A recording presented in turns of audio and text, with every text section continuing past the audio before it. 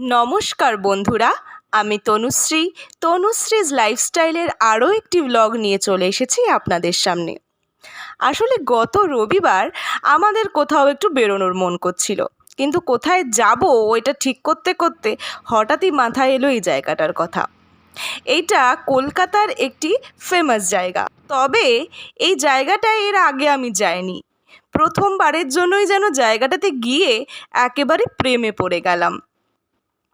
আর আমরা যারা কলকাতায় থাকি বা কলকাতার আশেপাশে, বা যারা কলকাতাকে ভিজিট করতে ভালোবাসি, আর সাথে যারা ছবি তুলতে, ভিডিও করতে বা বন্ধুদের সাথে আড্ডা দিতে, চা খেতে খেতে বা নিজের প্রিয় মানুষের সাথে হাত ধরে একটু নিরিবিলিতে ঘুরতে পছন্দ করি, তাদের জন্য তো এই জায়গাটা একদম আইডিয়াল।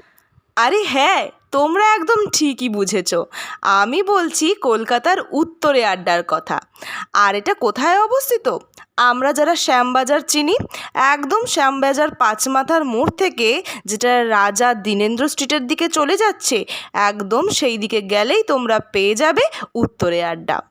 আমরা সেদিন চলে গেছিলাম দক্ষিণেশ্বর মেট্রো স্টেশন থেকে মেট্রো ধরে শ্যামবাজার মেট্রো স্টেশনে।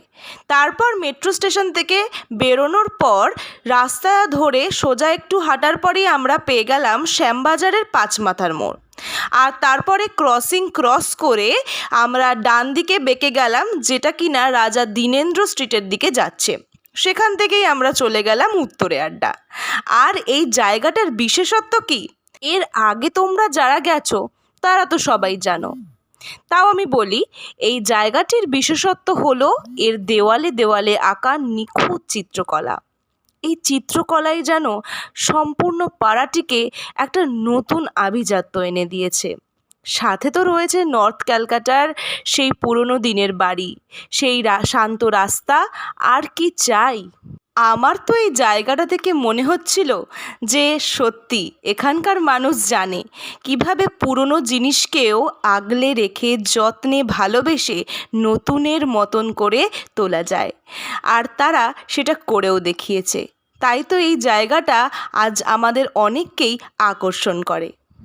আর শুধু এই চিত্রশিল্পই নয়, তারা এই চারপাশের পরিবেশটাকেও এত সুন্দর, শান্ত, মনোরম এবং পরিষ্কার করে রেখেছেন যে আপনাদের ওখানে গেলে খুব ভালোই লাগবে।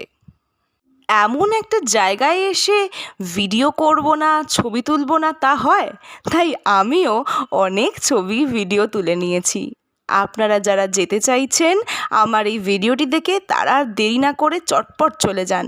আর আমার সাথে কলকাতার উত্তরে আড্ডা ঘুরে আপনাদের কেমন লাগলো অবশ্যই কমেন্ট বক্সে জানাবেন। আর ভিডিওটি ভালো লাগলে চ্যানেলটিকে সাবস্ক্রাইব করে নেবেন, আর লাইক এবং শেয়ার করতে ভুলবেন না। তাহলে ভিডিওটা আজকে এখানেই শেষ করছি।